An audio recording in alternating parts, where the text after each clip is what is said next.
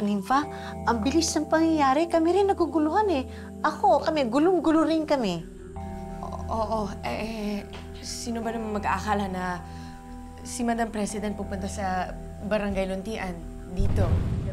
Swerte-swerte nyo. Nakita nyo si Madam. Sayang, hindi na natin siya inabutan. Nay Alma, hindi ho ordinaryong tao si Madam President. Siguradong ibig sabihin nun kaya siya napupunta dito kasi meron siyang kailangang gawin. Nympha? Ano ka ba? Siyempre kasi di ba bahay ito ni Mayor? Correct.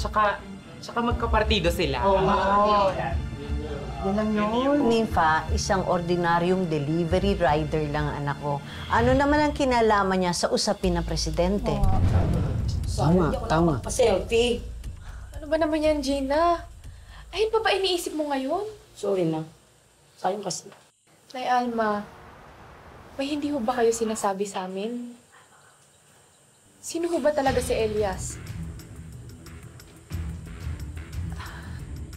Nympha, huwag kang mabibigla.